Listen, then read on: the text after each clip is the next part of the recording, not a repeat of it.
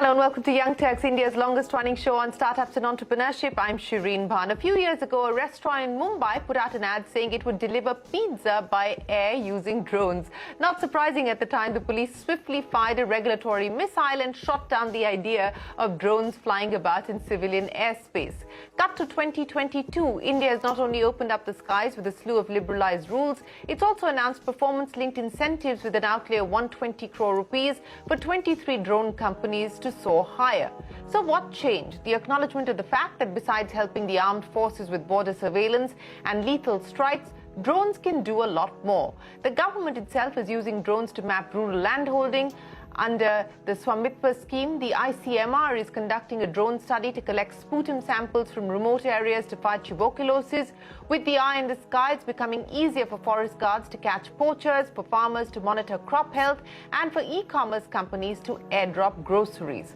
By 2030, India's drone industry could hit a market size of $23 billion and capture 25% of the global drone market. We can get a sense of the swift takeoff by looking at the rapid growth of just the 23 companies under the PLI scheme. Their combined annual turnover more than tripled from 88 crore rupees in FY21 to over 300 crore rupees in FY22. And joining me now on the show are three high-flying drone startups that are in fact included under the government's PLI scheme for the drone industry. Agnishwar Jayaprakash, the founder and CEO of Garuda Airspace.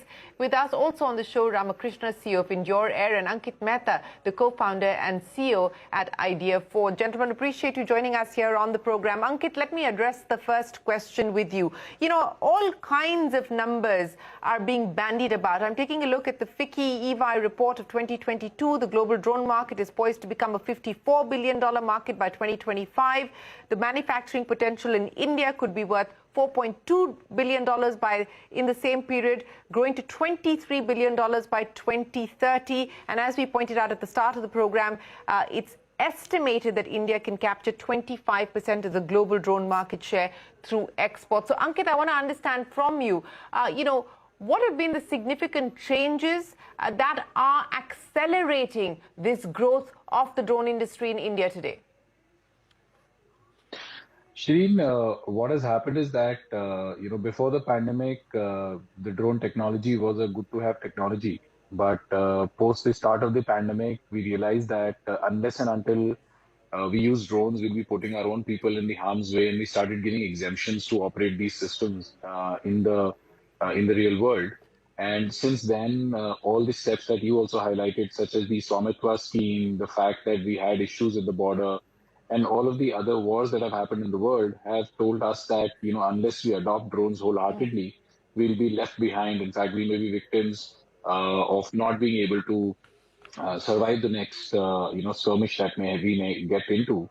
And therefore, the policy change has reflected the mood that has changed globally in that one sense. And we've now come up with a policy which is as simple as taking a street legal car out on the road, which has a regular license plate, and whoever is operating it has a license to operate it. In the case of drones, it is called type certification, which is equivalent to making or declaring a car that it's street legal.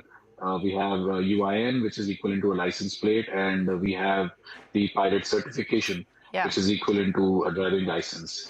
That, along with the fact that we have been able to create a level playing field in the country by announcing a ban on imports, because we had a slightly skewed relationship with import and export.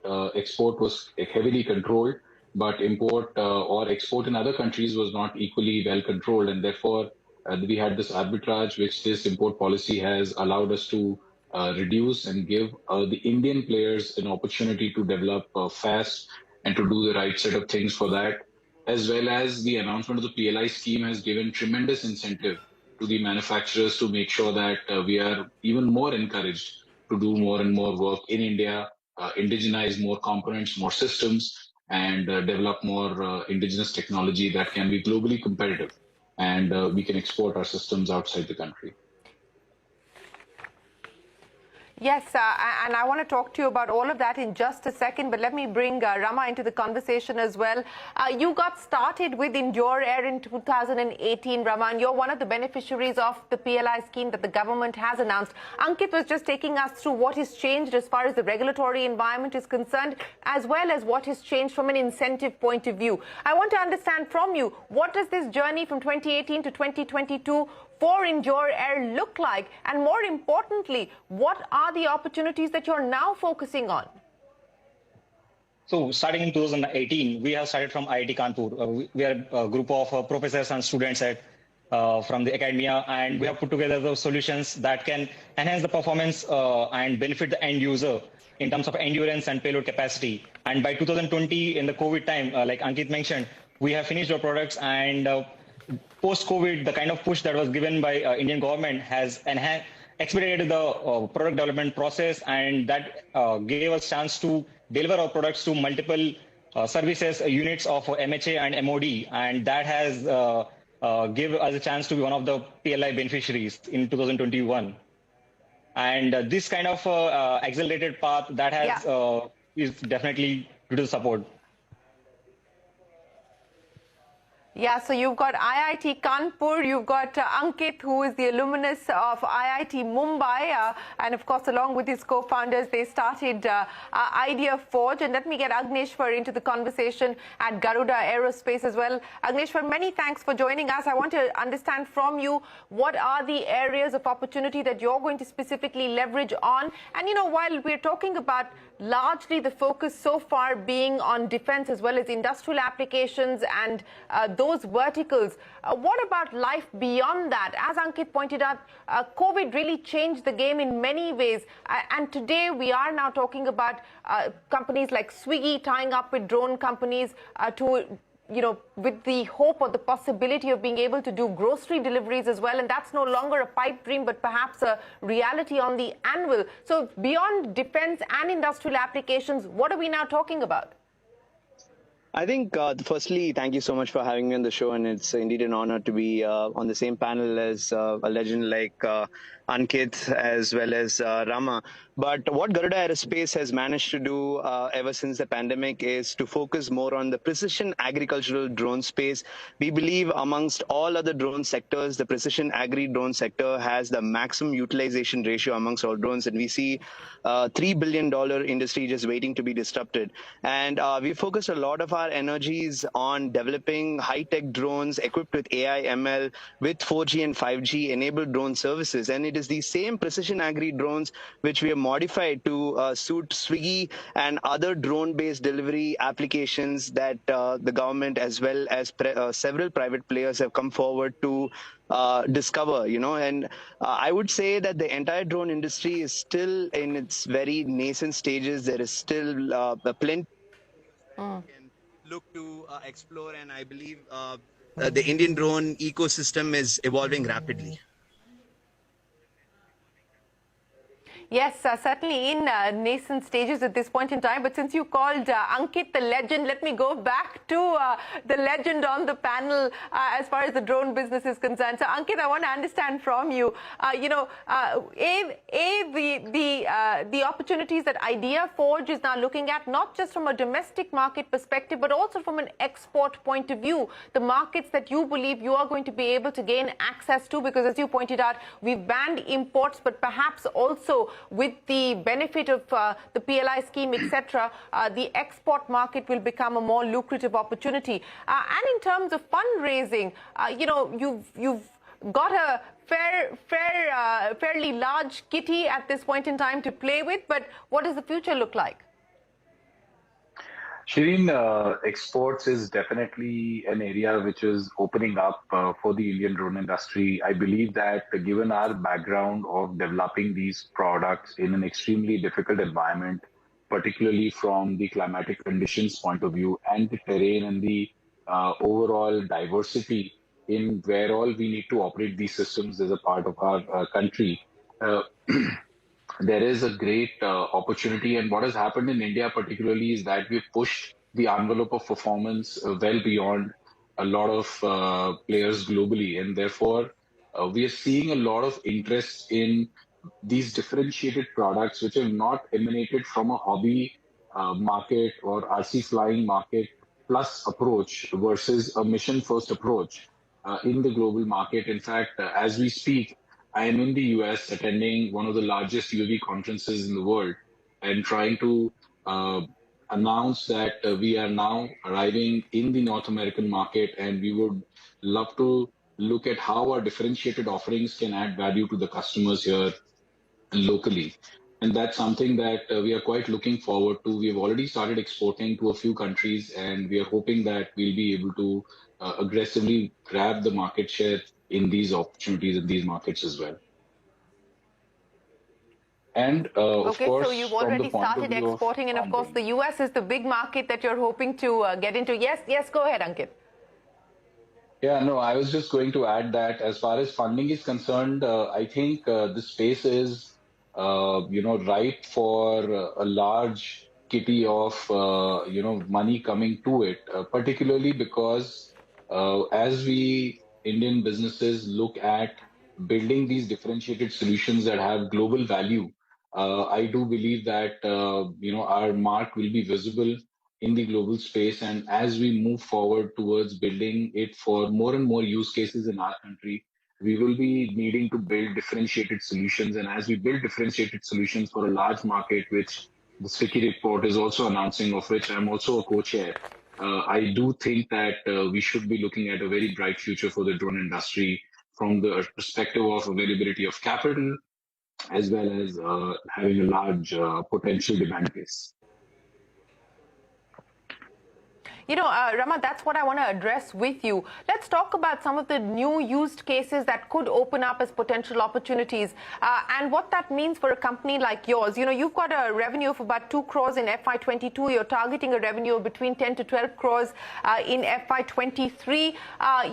The kind of collaborations, partnerships, clients that you're working with, as well as the new used cases that the industry is focusing on in terms of future capitalization.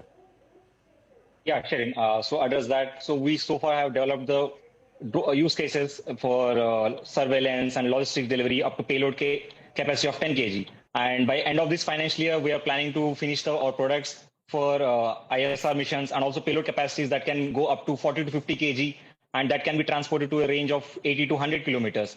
And that will solve the purpose of a mid-mile delivery in civilian market and also high altitude hill areas applications also.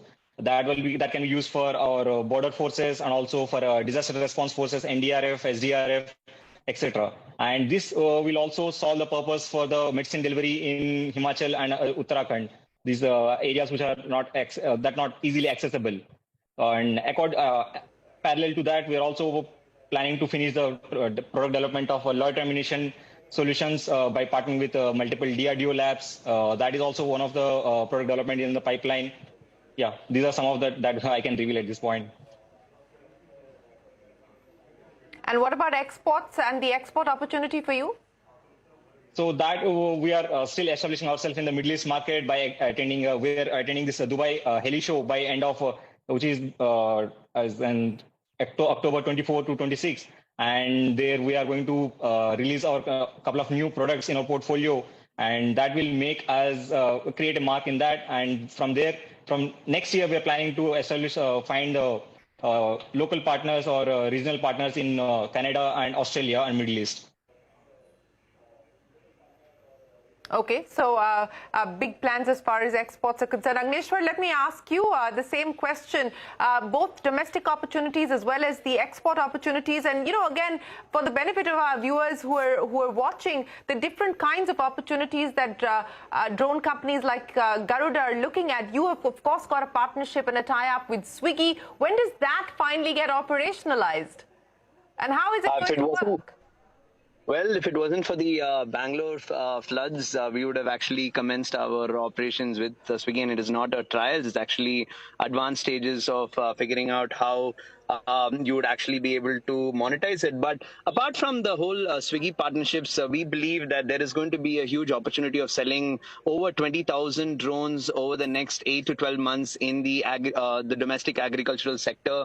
We're market leaders in that space, and we've made rapid strides in equipping our drones with very high-tech software and with very advanced partnerships with some of the global giants in the tech space. But ever since the Honorable Prime Minister Narendra Modi ji launched 100 Garuda Kisan drones in 100 locations simultaneously across the country in February, we've had significant traction with Mahendra Singh Dhoni picking up a stake at Garuda Aerospace.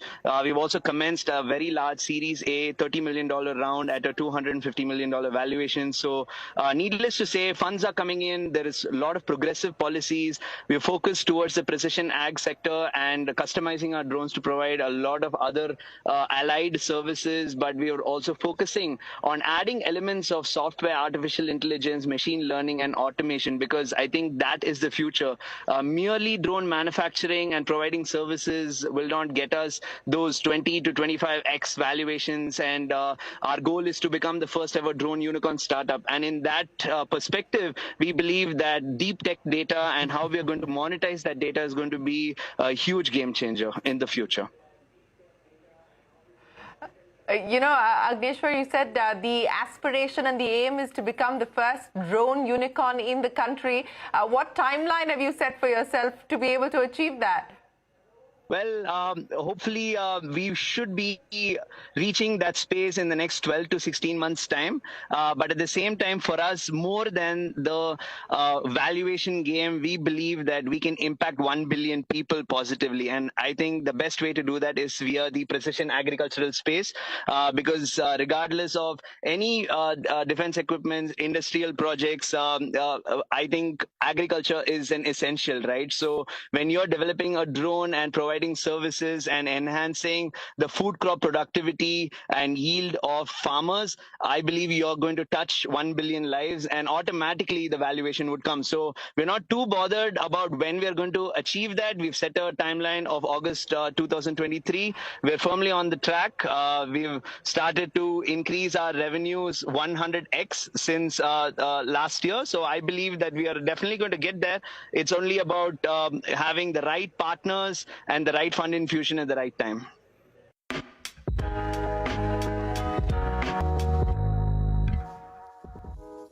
I wanted to understand from you the monetization opportunity as well, both on the manufacturing side as well as the services side. What is the margin picture like on both these fronts? And what does the path to profitability look like? Because at least if you look at some of the other startups in other verticals, in other categories, the burn is fairly significant. But I would imagine that that won't be the case here. So if you could just explain the math, the economics to us on both the manufacturing as well as the services side. Sure. That's a great question, actually. If you look at, most opportunities which are consumer facing, the focus is on driving adoption at any cost. And in that scenario, people forget that, when you're building a physical products, a lot of times you need to have that visibility of being able to make money on that product. Otherwise, you will not be able to build a sustainable opportunity. In case of consumer systems, initially it works out because at scale, more often than not, the cost of building that system significantly reduces. But that's probably not the case in the drone industry, particularly in India, because we are not focusing towards a lot of consumer use cases. We are actually focusing a lot towards use cases which are going to be around enterprise usage or commercial usage of these systems. And I'm glad to say that Indian ecosystem is not entirely doing a predatory pricing model as far as drones is concerned, but because it's an enterprise business, it's a lower volume opportunity. I believe that we need to really be focused on building differentiated solutions which will ensure that there are adequate margins available for businesses to continue to innovate in this space. I think why margins are important is not because of the fact that somebody is going to make a lot of money, but from the perspective that if you need to sustain R&D, if you need to be the drone of the world, you cannot do it by doing what everyone else is doing. You'll have to do it by building differentiated technology, and that level of technology needs investments. And those investments in an industry like ours don't necessarily easily come from only funding. We need to generate those resources ourselves. And from that perspective, I feel that margin profile for differentiated products is going to remain high.